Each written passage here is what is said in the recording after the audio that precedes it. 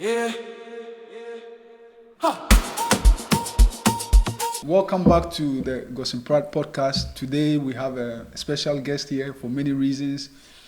I've had the opportunity to have a lot of conversation with incredible people who have crossed borders, done great in different industry. But for a few reasons, I think today's episode is about to be one of the most interesting ones that we're going to have. That's because, you and I in a way have so much in common that maybe we probably don't even know. Right. And I was myself even surprised because, when I was doing research on you, that's when I was kind of knowing you a little bit better than, the casual, conversation that we have. So I'm really grateful to have you today on the Godson Pratt Podcast. For a little context to our guests who don't know who you are, Kingsley is the founder of Move Now, also EliteZone, and I think you're also the co-founder of Springboard Afro-Nordics. He's also a speaker who speaks a lot on resilience and peak performance. From a little bit that I know from researching Kingsley, I know he has a very interesting story. I will let him do the telling himself. But before we start, I want to ask you, Kingsley, how are you doing today? I'm energetic and equally powerful. And the reason why I say that is because this is exactly what I say to myself every single day.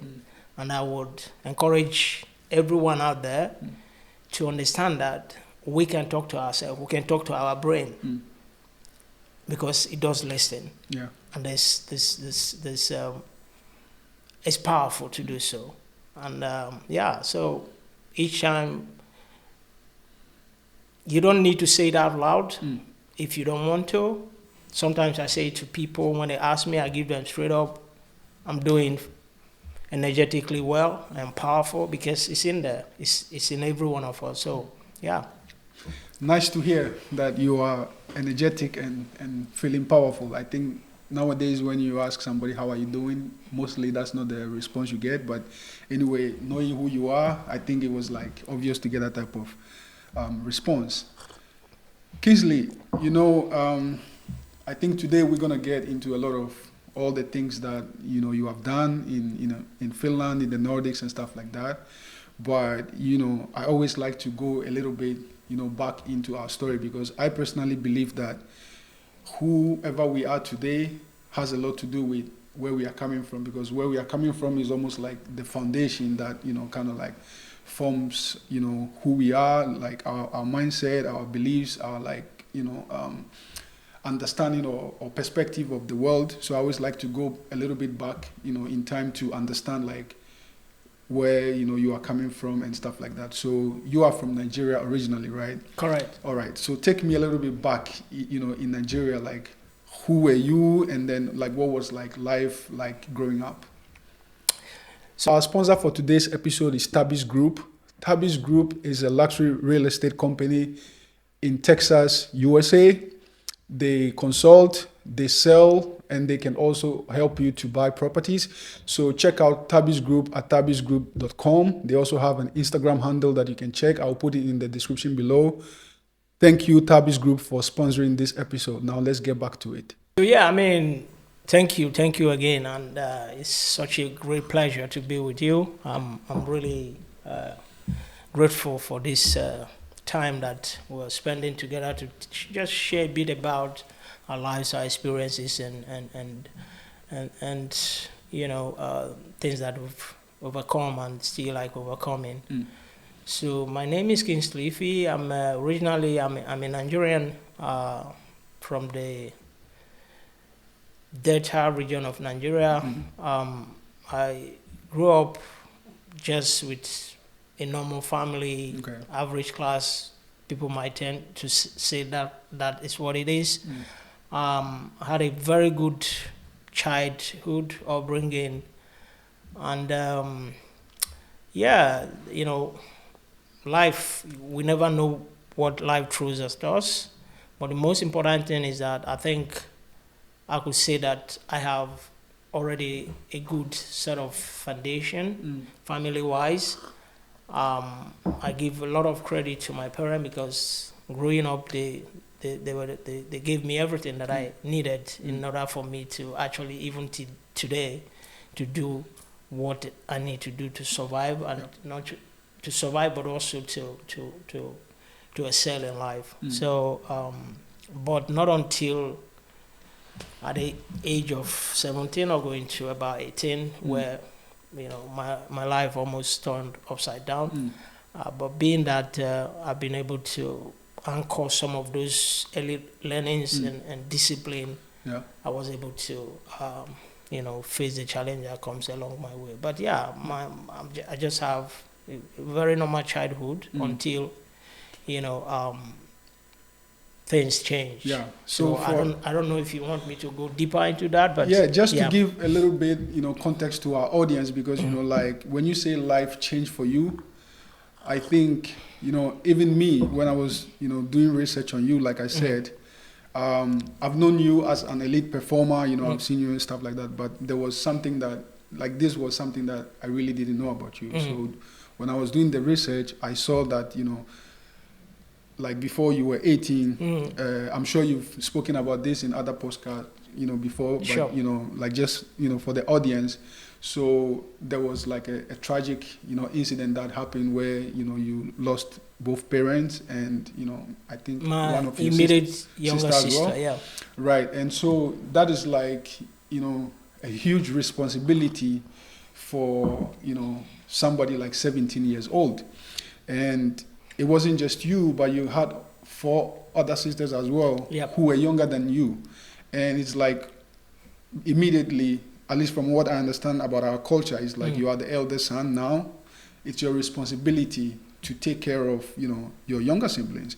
Now, when you are 17, this is not the time where people think about responsibility. Yep. This is where we think about like education, stuff like that. So you kind of like have to grow into adulthood. But for you, overnight is like you shift from being a 17-year-old or a teenager to having responsibility not only for yourself but for a lot of other people, not even having time to deal with the tragedy itself. That is like a huge change. So like overnight, like you said, your life changed. Can you tell us a little bit about that? Yeah, thanks. So like I said, growing up, things were normal, good childhood, have lovely parents. My mom was awesome because she laid out a lot of things in terms of how you look at life, the values, all of that was intact. Yeah. And I was aiming at something like really, really solid. And I was so interested in things, very curious. I want to learn things. I want to know things. So it came to a point where my parents, together with my immediate younger sister, so because they were living in the northern part of Nigeria, and during holiday time, they used to travel back to Delta State where I came from. And sometimes I go for maybe midterm break or something, because I was also, my school was at the region where I came from, which is in the Delta State. So tragically, as they are coming back, they had an accident, a car accident that took the life of my dad. Died instantly, and my sister died, I think 2 weeks before, and then my mom about 3 weeks later. Sorry, man. Yeah, so that changed everything. Right. So I could remember it clearly, just as it is, as it was like yesterday.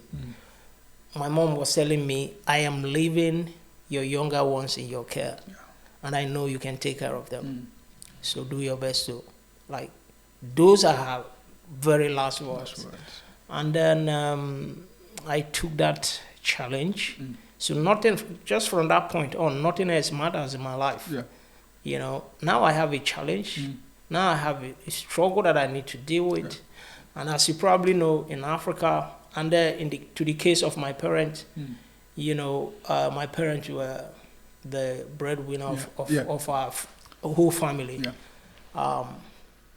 So it happened so that all of a sudden, I have to shoulder this responsibility. Okay? So the little, whatever is left in terms of finance, I start to think that, well, my youngest at the time was 7 years old, or about 7. Yes. So I figured out that I really need to leave in order for me to be able to, like, my understanding at that point was that the only way that I could survive with my sisters is actually to go somewhere where I can work and provide, going to Europe or the United States, just living abroad. Yeah. So that was what was in my sort of thought process. Right. Now, how do I do that? Okay. It's not like the fund is there, like where you go, you want to get a visa, and then I didn't have such sort of luxury at the time. Yeah. But did you even have time to grieve, like what the loss that you just suffered? Did you have even time to grieve that? No, I don't know. When people say about grief, like to grieve or something, I don't think it was anything about like, there was like, I was completely, my tears was like, there wasn't any tears or anything. Right. I used to have, there was one footballer from my region. Okay. When we're doing the whole funeral thing and everybody was crying and things was, and I was kind of tearing up as some, together with my sisters, we were hugging each other, we're just, and then he walked up to me and said, people were coming to us, saying so many different things to us, trying to console and all this kind of stuff. But this very particular guy, he put me to a corner and said to me, he said, you knew how your parent lived. You knew your mom, what she did in this community. Now it's your turn. Okay? Because I'm sure she's going to be proud of you. Just stop this crying, and the responsibility is on you now. And I'm also trusting that you're able to do it. And from that second, it's like something just switched in my head. Right. Like where are we going? What are we doing? Right? And then I begin to sort ways to actually leave Nigeria so I can able to take care of my younger ones. And that's what I did.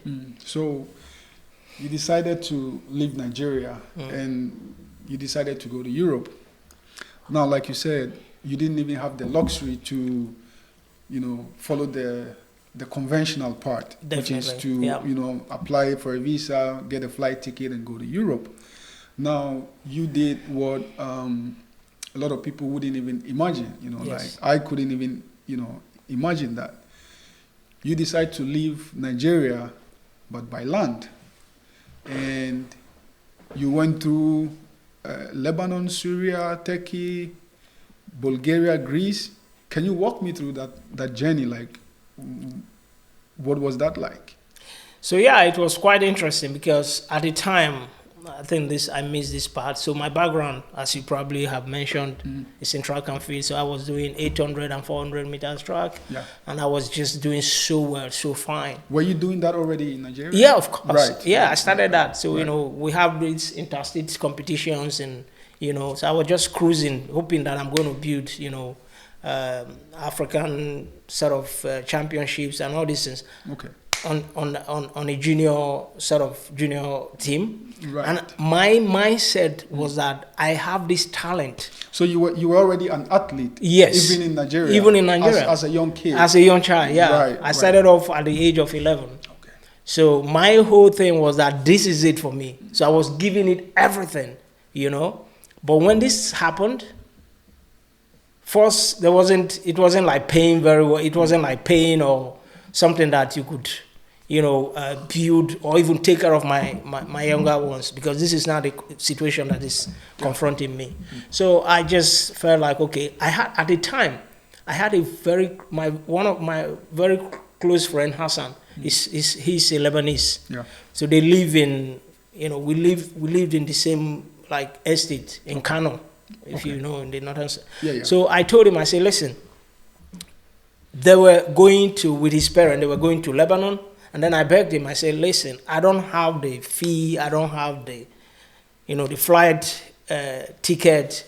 Could you talk to your parents so I could come with you guys?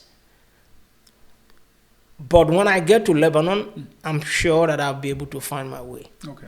And then it took him time. He convinced his parents. The parents were saying, no, you don't need to go there. You need to, continue with your education here in Nigeria. Like, things will work out. Don't do this kind of, But after some time, after some persuasion and all of that, they agreed. And then they got me a ticket to Beirut. Okay. So we landed in Beirut 2 weeks later. Because I gave them my word, they don't even live there. Right. They are Lebanese, but they live in Nigeria. They were just visiting for holiday, so it's not like they have any home or anything where they can house you. So 2 weeks later, after their holiday for 2 weeks, they are back in Nigeria, and here I am, trying to find where I can, squat with someone and with nothing. But, I managed to find, some people from Nigeria, that one guy that actually, he's late now, but may so rest in peace. So he housed me, and from there, I got a job. At the time, I had the first job I had was to do car wash. So I was doing car wash by day, and by evening, by night, I was working in an American restaurant, so as a delivery guy, okay? So I was doing this job like all my life depended on that, because my plan was then, okay, Beirut is not the destination, right? Yeah. But I need to go to Europe, because Europe is where things are happening. Europe is where I can actually work, but at the same time, build my career. And develop more like my talent. So that was the plan. Right.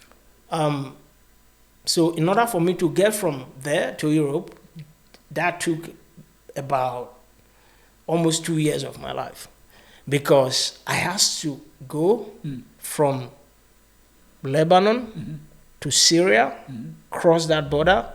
But the most scary thing for all these experiences was just going from Syria, from Lebanon to Syria. Okay. Because when you do cross Lebanon-Syria border, is this by land or? By land, yes, of course, by land. All right, so I would assume illegally. Of course, there isn't anything. There's nothing. You just maybe pay some people to cross you guys over. Yeah. And that's it. But this is a life and death situation, though. Yes. Because you are like, you are not even like a Lebanese or a Syrian and stuff like that.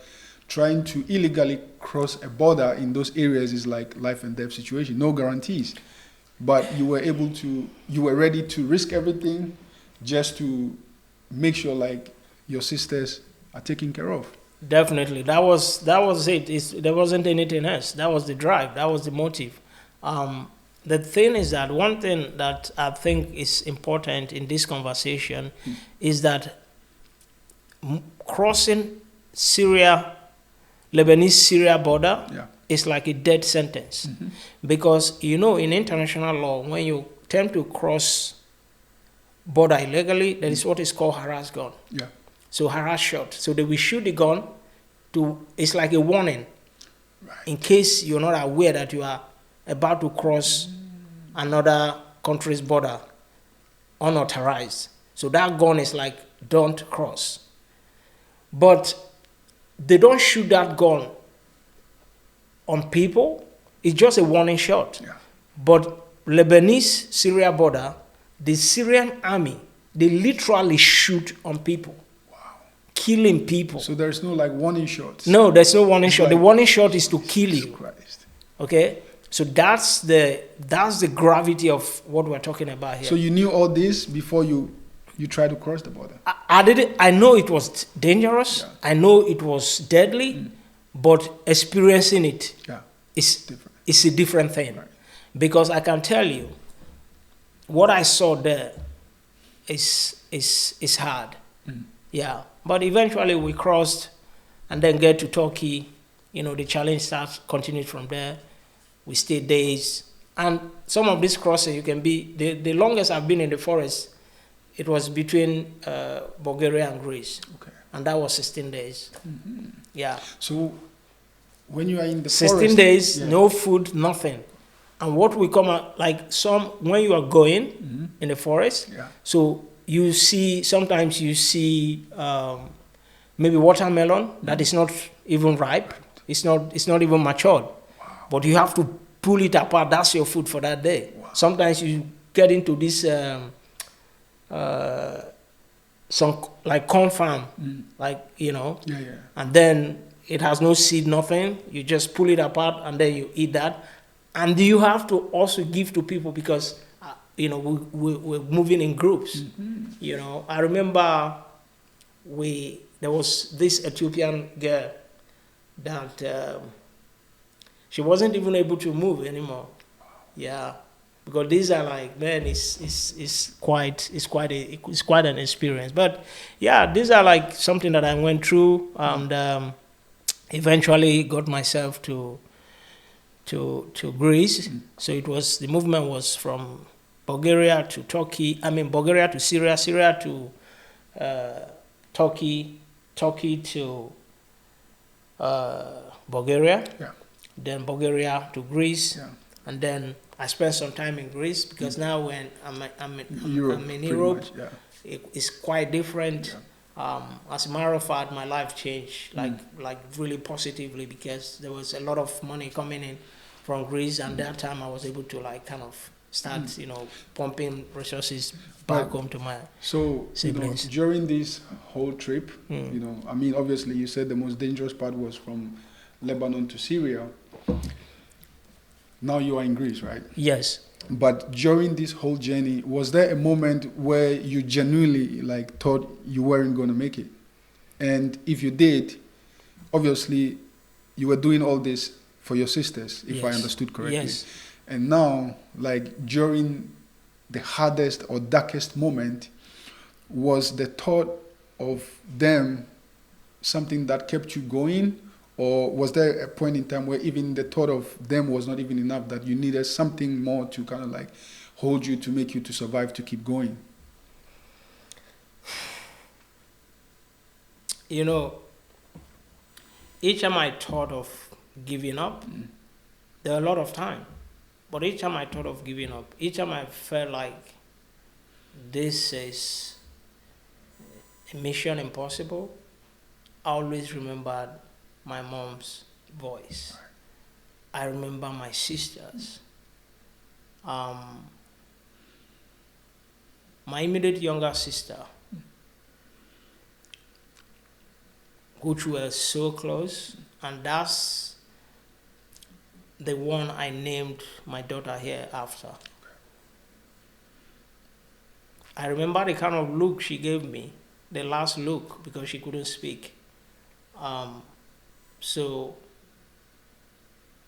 it kind of energizes me. It's a source of strength. So there was a time when between Turkey and Greece, because there are different routes to get into Greece. Okay, we tried this moving from Turkey to Greece, and then they keep apprehending us. So the Greek border police, after many days in the forest, when we eventually get to the Greece side, they will bundle us, put us in some kind of van, and throw us back to the Turkish side. Wow. Yeah.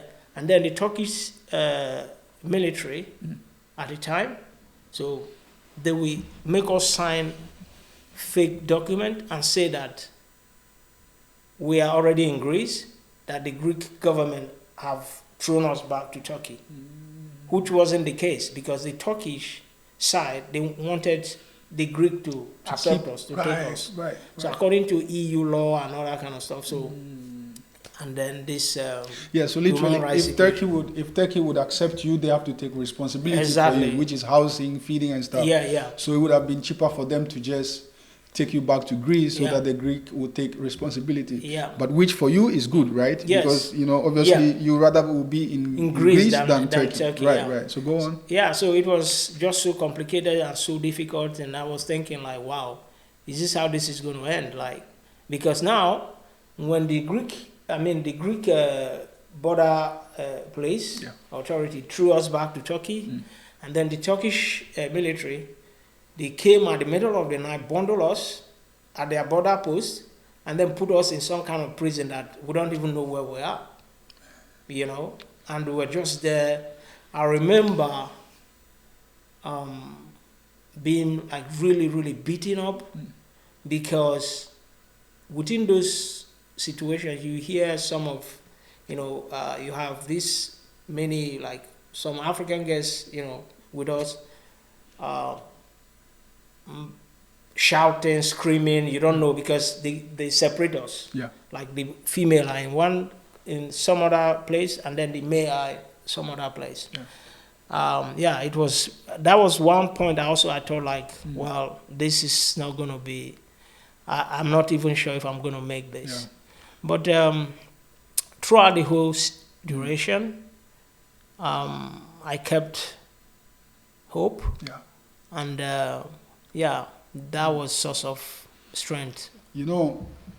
Friedrich Nietzsche, I believe, has a saying that if you have a strong reason why, you can bear almost anyhow. And I know that a lot of elite athletes or elite performers always gravitate towards, Nietzsche because of the mindset and the mentality. But this is like pure example of that, the reason why you had to survive was way stronger than, giving up or just even going back. So, like he said, if your reason why is strong enough, you can bear almost anyhow. Now, you reach Greece. You reach safety. What did that feel like? Do you even remember the first moment you thought that, okay, I made it, like I'm in Greece, it's not, as dangerous anymore as Lebanon and Syria?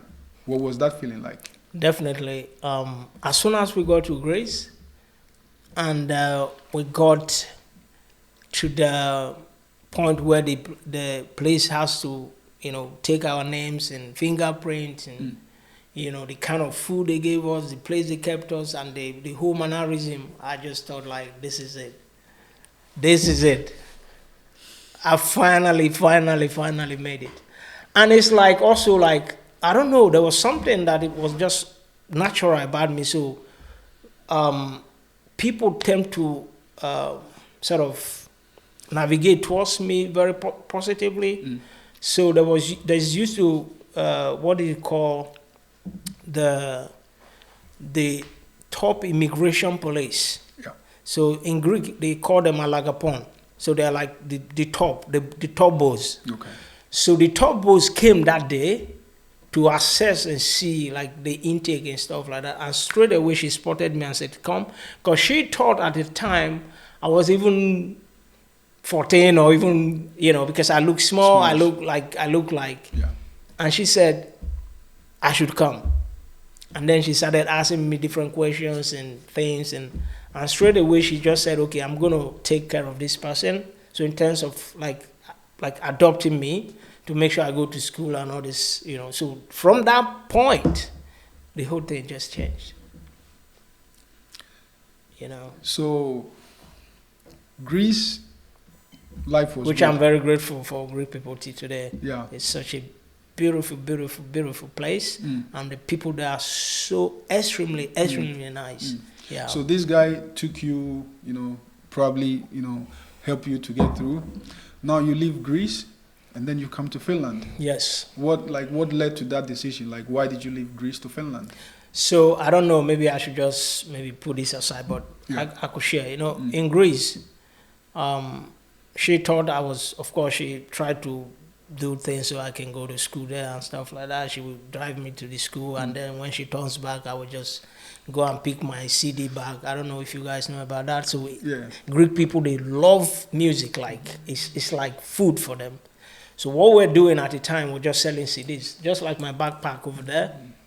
fill it up with CD and just start selling it on the street and selling it, go to bars, restaurant. Man, we're making money like, the money was like, at that time, the average salary for Greek per month is around, because at that time they were using drachma. They are not in Eurozone at the time. So the average salary is like 400 euros. Wow. Yeah, at that time. But the money I was making, I would make even more than 400 euros in one single day. That was the crazy, like it was insane. It was mad.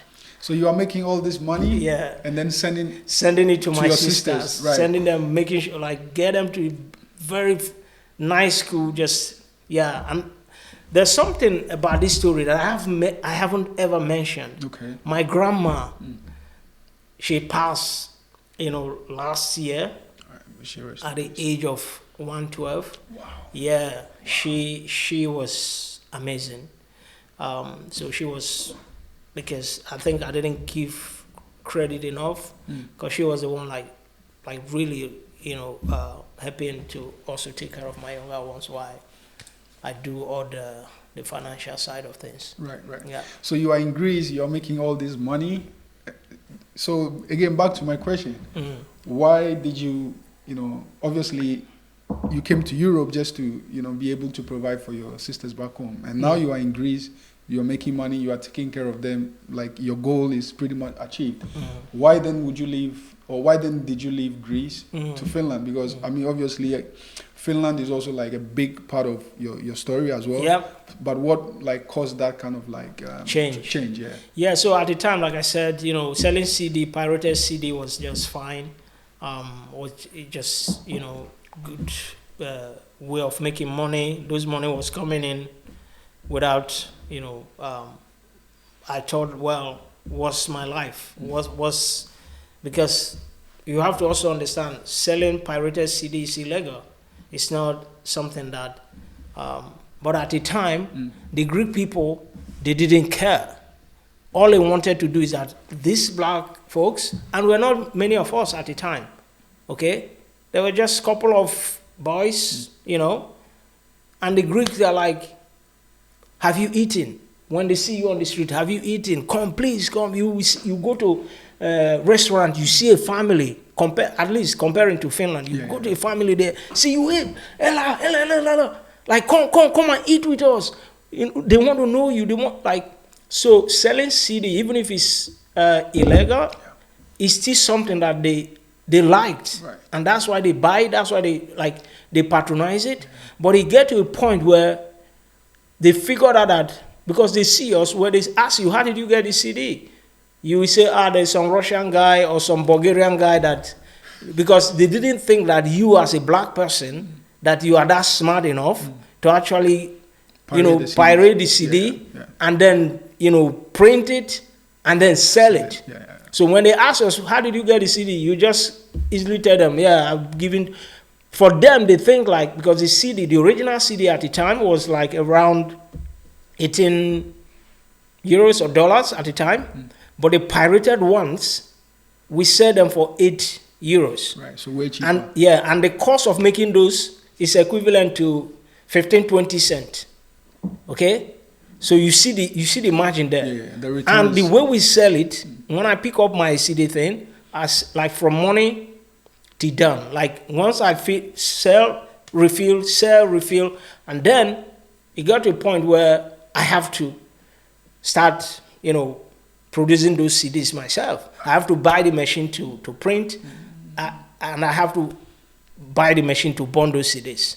Man, it was a lot of, but it got to a point, to your question, where the Alagapon, the woman who was actually adopted me, that was taking care of me, that was saying like wanting me to go to school and all this kind of, by the way, school was also in my plan. Because my parent wanted, like, education is like pretty, you cannot go around that. So I still have that at the back of my head. okay, now it's not like I couldn't go to school in Greece, but I knew that Greece is not going to be the place for me to stay. And the reason why I knew that was because first I want to go to like New Zealand was in my agenda, but to actually go from where I was in Greece to New Zealand, there's a lot of also risk that's involved in that. Right. So now I have to weigh the options. I look at so as I was searching online, and then I saw Finland. I saw, because in my head I always want to be the outsider. Yeah. Okay. Yeah. I don't like. It's just something about me that I like to be different. I like to be like some people will think like, oh, why do you want to go there? There's no lot of black people there. There's no Africans there. Because that was what the whole information was showing me online. Yeah. When I searched and I saw, oh, Finland, it's so nice place. There's no lot of Africans there. The, how do you call it? The color of the flag, blue and white, and that's my favorite colors. I'm like, this is the place. And I checked, there's nothing, like, it was within European Union, and like, I said, okay, this is the place. Yeah. I have to go to Finland. Yeah. And they were saying that the immigration there, like, if you come to this place, they walk, the way they lay everything out there, I said, this is the place. So, I now begin to lay my plans, how to come to Finland. And, the rest is history. And then that's how I go to Finland. Okay. So you arrived in Finland, right? Yeah. Kingsley, after everything that you've been through, what were those first days and weeks in Finland actually like? So my first day in Finland, again, I didn't know anyone here, but the spirit of, But one more question, though. Yeah. This time, did you come to Finland from Greece conventionally? Like, did you get a visa, flight ticket? It's still illegal. It's still, because it wasn't like on through land or any of that. Okay. I flew from Greece to here. Yeah. Yeah, so I landed in the airport and then just take the, the train at the time. Yeah. Landed at the Central Railway Station. And then, because I was actually coming with someone. Okay. Yeah, so through that person, we got a contact of one Nigerian guy who resides here in Finland. And that time, bro, like, I was loaded. I was with a lot of money. So it wasn't like all this other journey that I've made before. So I had money. So I talked to this guy, I say, hey, so what's the deal? Like, I have money, I can take care of things. So, and then he said, yeah, like, I have a place, you can come with me. And straight up, I started, even helping him here. And even though he has been here for some time, and then I have to do the asylum thing. Yeah. And I've always been lucky, I would say. So Finland, you studied, business in Haga area. Yes. And you meet your wife, Suvi, I believe, from Finland, right? Yes. So tell me about that. Like, how does a Nigerian man who just, like, illegally crosses like 7+ countries to get into Finland ends up, building a life with a Finnish wife and also even building businesses? Like, how does that come about? So that is something that I always tell to everyone. The challenges that we face in life, don't approach life as if facing difficulties or challenges is not going to be part of it. It is part of it. Right. You just have to learn how to overcome.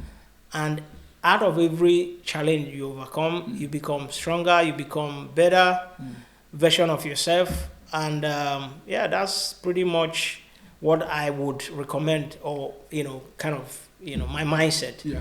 So when I came here, like I said, it was different from my situation in this other place like Greece when I got in. So when people see me, first they ask me, so where are you from, or what are you doing here? Some of them, because I've always smelled good, taking good care of myself. I don't understand why people don't even take shower in this part of the world. Like, the water is everywhere, people, So I've always at that time when I met my girlfriend, my wife now, I've always taken shower like 2 times every day. Okay. And she's like, what is this? I said, yeah, that's how I do it, to like keep myself fresh and everything. So people, when I tell people that, so what are you doing here? Like, why are you here? And that sort of thing. I often tell them I'm an asylum seeker. They're like, what? Well, I know you're not. Like, I try to kind of educate them. Like, what do you know about seeking asylum? Yeah. You think everyone seeking asylum is begging for food to eat? Yeah. Like, there's a situation that make people to go and seek an asylum. Right. So there could be political asylum. There could just be, asylum for asylum's reason. So, and the reason why people say that is because of my appearance. And that is so very important that I would recommend people. Of course, it's now true that you can actually speak to people by the way you appear, right. the way you dress, your attire. Yeah.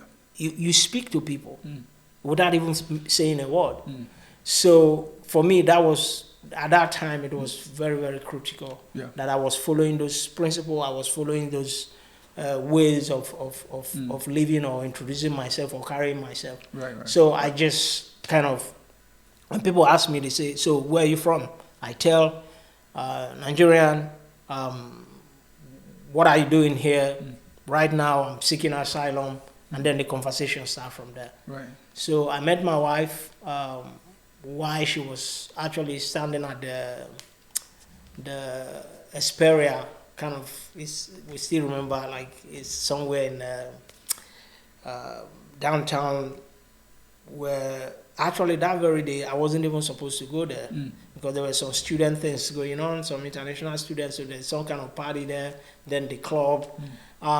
So a friend of mine that I met here wanted me to come with him, and I was like, no, like, I didn't, because I was still trying to figure out, like, what am I going to do? How is my life?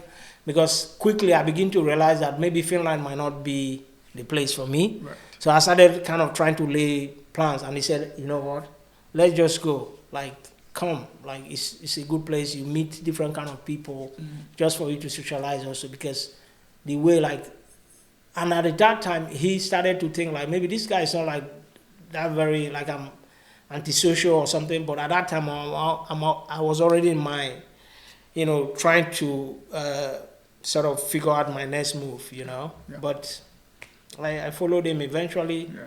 And then there she was, blue eye, blonde, just she was waiting for her friend as well that invited her there. And then I walked up to her and said, hey, is it me you're looking for? And that line was exactly, I just said, is it me you're looking for? Yeah. And she was like looking at me like, what are you saying? Like, and Finns, they are like very straightforward and blunt, you know. Yeah. And she said, no, I wasn't looking for you. I was like, well, I have just €5. And that was just a trick. I said, this is my last money, both home and abroad. Like, nothing in my bank account. I have nothing. Yeah. But I have these €5. This is all I've got in the whole of my life. But I want to use these €5 to buy you a drink. Okay? Yeah. Would you accept it? Yeah. And she's like, I'm sure. It was too good an offer to refuse. Yeah. And she haven't even seen someone like this bold, straightforward, and, And I just wanted to just have a conversation because she, like, very attractive. And so the rest is history. And we've been together now for the past 23, 24 years about. Yeah. Wow. That's awesome. That's awesome. There are a few things that, you mentioned that, I want to touch on, because I think it's really, beautiful how you said it, that, sometimes, like Tony Robbins, who is like a, quite famous personal development coach, always says, like, in life, things happen for you, not to you. You know, because sometimes some of the problems that you have in life, they actually even, when you look in retrospect, some of them were actually meant to be. So like you said, like, sometimes we need to look at life like the problems that we have is also like part of the journey. I think that was very important because, we are in Finland, we always hear of the Vikings, how great they were, how strong they were. I heard a quote that says like, the Vikings were made by the north wind. It means because of the struggle that they faced with the north wind, that's what made them stronger.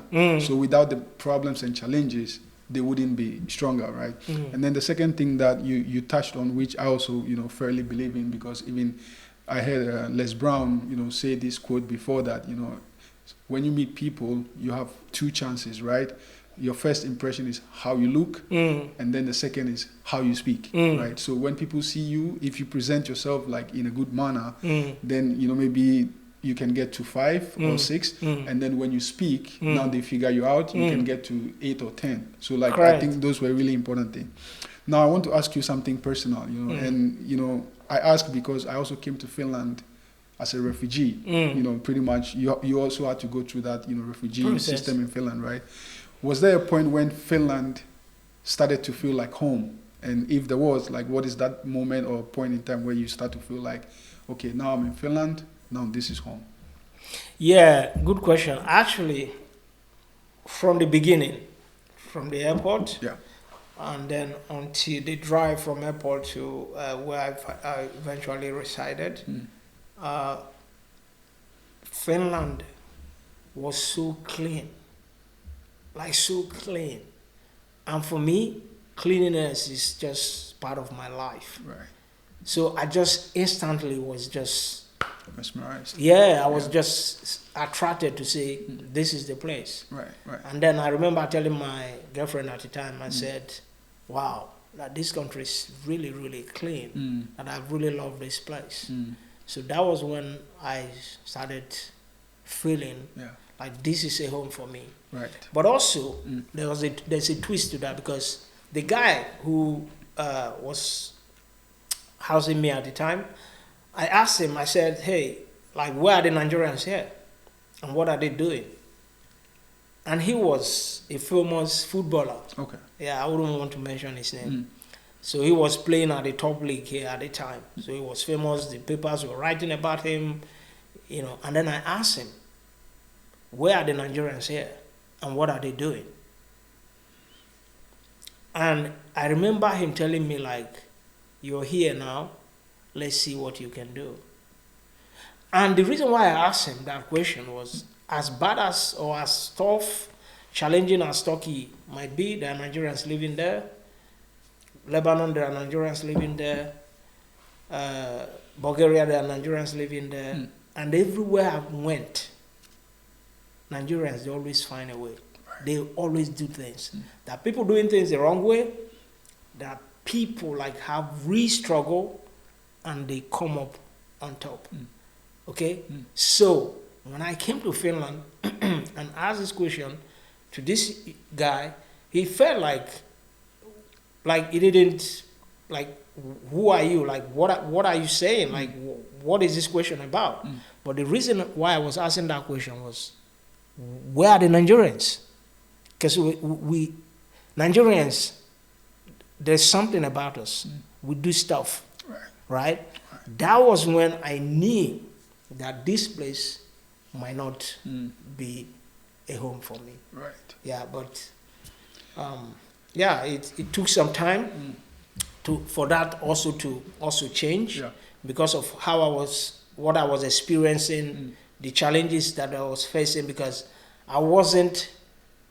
So when I look at the things that was in front of me, in terms of the projection of my life, because I've never lived at any point in my life without saying, okay, 2 to 3 years from now, this is my plan. Right. Or 2 to 5 years from now, at least, not further than 5 years, but at least I have 2 to 3 years from now, this is what I want to accomplish. Right. So you have always been like a goal-oriented person. Exactly. I've always set a goal and then try to find means to actually get to that point. So is this something that came to you because of your background in athletics, or is it something that you learned later on from business school? Or I think it came partly from my upbringing. Okay. And then also from my athleticism, like my background, because in sports, it's all about improving. And you set goals, you crush that goal, the next goal. You crush that, the next goal. So it has always been, that has been like sort of something that has become part of the way I live. Right. So even when people are saying like, okay, this, life is that, you know, I've always had my own mind. Got it. To see things more deeper than what everyone else is feeling or saying. Got it. So Kingsley, now fast forward, right? Yep. You're in Finland, you know, you are married to your dream girlfriend and everything, and then, you know, you obviously got your degree in business. Now you started, you co-founded Springboard Afro-Nordics, right? Is that the first business venture that you went into Finland, or? Yes. Okay, so that's the first one. Yeah, that's the first one. In my understanding, you co-founded it with your wife? My wife, yes. Okay, and the idea was to bridge, you know, Nordic and African business culture, right? Yep. Where did that idea come from? You know, was it like a gap that you saw, or something that was like you personally needed? So definitely, there was a gap. It was a good angle from your question, because that is exactly what I always try to do. That I always want to think, and that's, for me, I think it's a superpower that everyone should possess. Think for yourself, because by when you reflect on things, you get a clearer picture or understanding or even knowledge that can lead you to somewhere. So when I was studying, actually, one of a friend of mine in Hagahile at the time, his name is James, shout out to him, brilliant Ghanaian fella, like really, really smart and intelligent, okay? And I told him, I said, James, hey, you know, at the time there's this, which is called FinPro at the time, now it's called Business Finland. Okay. Right. So they were doing all these different, you know, business relations with Africa and what you know. And then I talked to James. I said, listen, James, you know, these people are doing these things. They are not Africans. And when I see like the momentum around, you know, Finland or northern countries being involved in, you know, African-related business, that seems to me like it's a good endeavor to pursue, right? Because now we're looking at how things are done here. People are transparent, the values, and I begin now to think like, you know, like productivity, like how people can be productive, how things can be productive, how systems work. Yeah. Like some of these things can be actually be beneficial when you think about transporting this way of doing things to Africa. Right. So that was how the whole process started. And then I spoke to James. James like, yeah, well, like you're dreaming. This is not, you know. But I was so sure that there is something that can happen, even when I didn't know how to do it. But I started, you know, getting more and more. Even when James like wasn't interested or think like it was just like, hey, you're just dreaming, like FinPro, like you can't. Those people, they won't even listen to you and stuff like that. And at the time, even my girlfriend at the time, at this time we were already married. So I said to her like, you know, I told her my observations and then the gap that is in there. But more importantly, what I was also thinking was that most of these Africans that have gone to the US and UK, for example, like the values, when they talk about business, because ethics is like at the forefront of everything I do, you know, when they talk about business, most of them are the ones that are not like, well, this is just my understanding at the time. Got it. I still, you know, have that sort of way of thinking, even if it's not exactly the same thing. I still feel like they don't have like really good influence. Like saying like if now they're going back to go and do business in Africa, they bring like the good aspect, like something positive that they've taken from these countries and bring it back to Africa. Right. Instead, what I've realized was that most of these guys, most of these people, they go back and start even doing, you know, worse things or even the same. Like you can't even see the difference that these people have traveled. They've seen how things work. They want to implement. They want to make sure like they start building. Of course, doing good things is always challenging, but you have to accept it and do it. Right. So those are one of the main things that I felt like, okay, Finland, Nordic countries, we have to find a way to actually bridge that gap to make sure that the businesses, the business relations between Finland and between Nordic countries and Africa has to take root. And that was the whole drive that started the Springboard. All right. So then, EliteZone, obviously, and Move Now. And congratulations also on the Move Now summit that you did recently. Very successful. Thank you. You, Kingsley, now stand on stages and teach CEOs about resilience. But for you, resilience was not learned, in a boardroom or in school, right? You learned it through lived experiences, through very dangerous journey across, different countries and stuff like that. How do you, in your own words, translate that into something that works for Finnish executives in the boardroom, because obviously it's not something that they can relate to, but somehow you are able to speak in a language that, translate to them. So how do you kind of like use your experience to teach them about experience in a way that resonates with them? Yeah, good question. What comes to doing anything in life that is meaningful, it is challenging. Right. And if it's not challenging, the impact is very minimal. So I've been in this space now for pretty much all my life.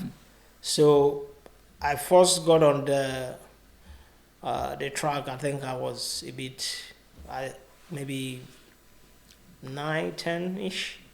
So since then, it has been part of me. Okay. So what I've also understood, going deeper into this space, is that there are a lot of misconceptions, a lot of people with complex systems, complex way of delivering, or rather helping people to feel better, to eat well, to adopt, a sustainable habit that energizes them, that keeps them fresh and healthy.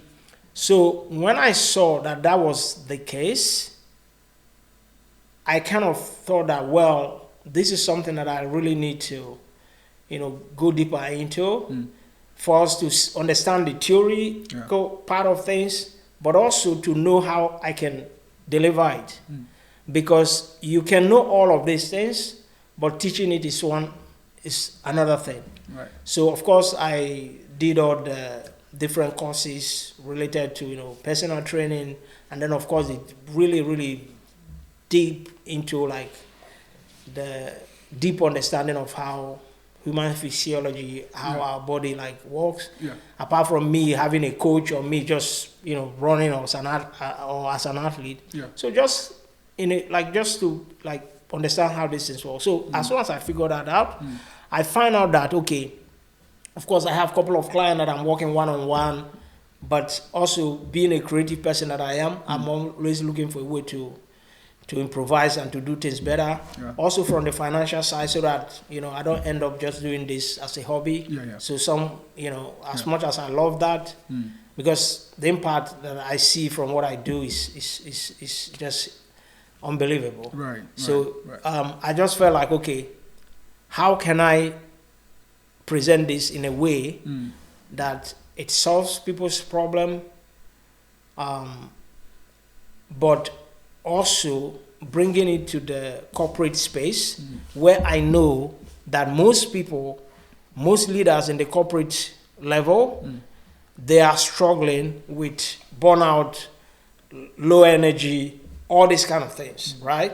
And then I went into understanding that, okay, most of these people, they complain of not having the zeal or the motivation or the willpower. I think it was the willpower and the motivation. Yeah. But what I quickly realized is that, yes, there is something that relates to, there is something about having a willpower to do what you need to do, and there is also something that is motivation that can lead you to do something good for yourself. Right. But that is not enough. And what that particular thing that it was lacking is the energy. Because everyone knows, they have the information, they have the knowledge to actually do something to help themselves. Physically, the nutritional aspect of things, and then of course the habitat. But knowing is not enough, as the case has presented, that people have this information, they have this knowledge, they want to, as a matter of fact, take care of themselves. They want to feel better.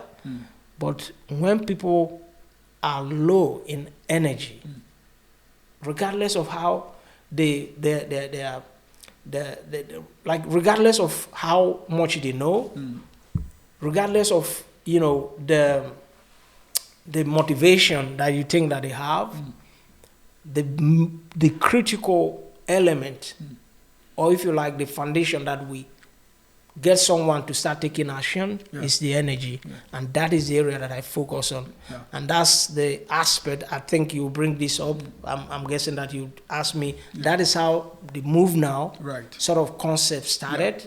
So I have to go to the science of it, the biological like implication of what that means to actually, implement little, what you call micro mobility sort of activation, and bringing it right in the workplace where all the friction that is involving,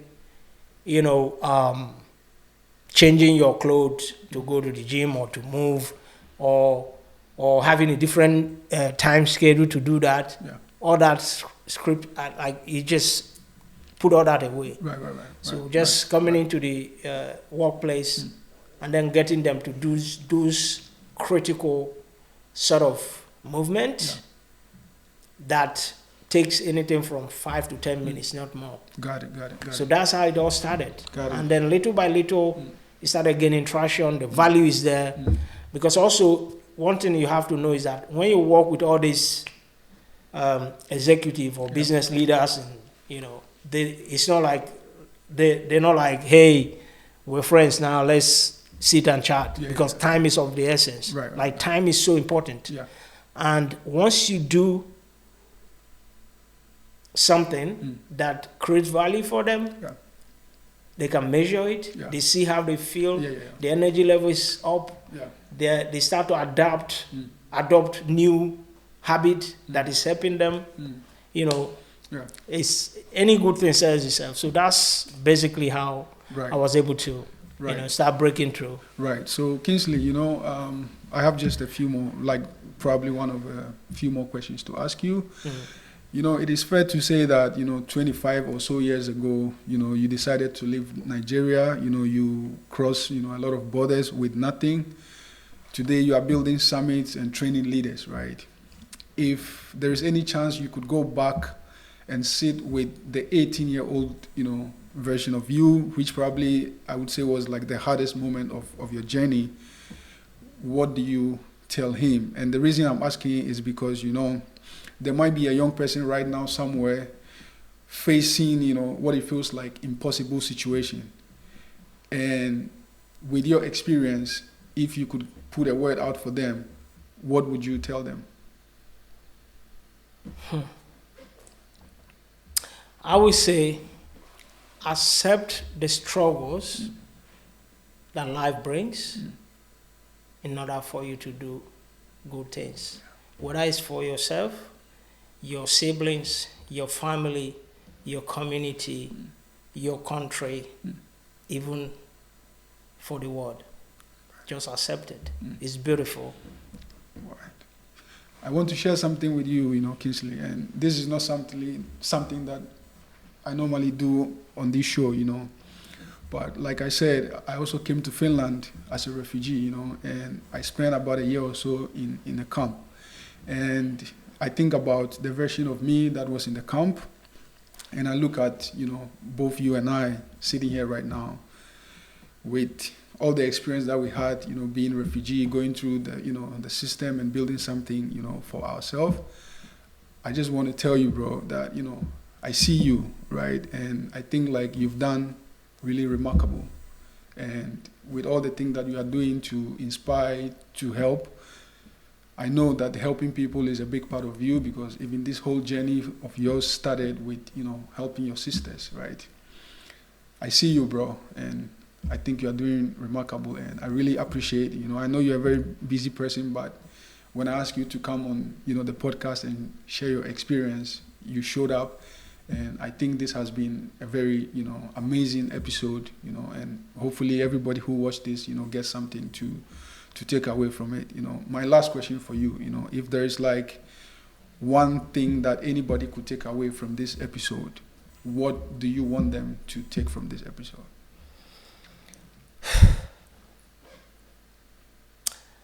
I would like to say that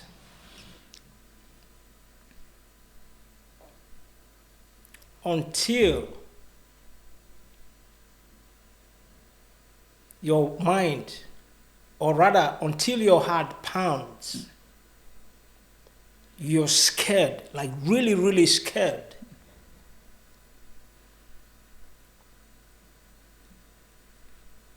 To the challenge that brings about growth in your life, you haven't woken up the true strength that lies in you. Yeah. So I'm saying that to say that take steps, challenge yourself, because that's where the growth comes from. Right. And even if you're scared, take that step, because until your heart pounds, until you're really scared of the action that is going to lead to the growth of your life, the strength, rather the true strength inside of you is still out there sleeping, and you need to wake it up. That's my word. Thank you very much, Kingsley, for coming on the Godson Pratt Podcast. We are really grateful to have you here. I appreciate it, brother. Yeah, but, you know, I also like to, you know, ask, like, if people want to connect with you and, you know, like, find out what you do and stuff like that, where can they find you?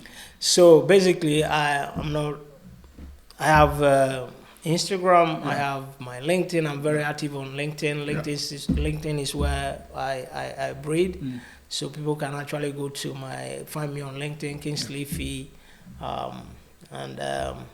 The same in my Instagram as well, is Kingsley Ify. All right. Thank you very much, Kingsley. Thanks. Right. It was a pleasure spending this time here. So, how did we do?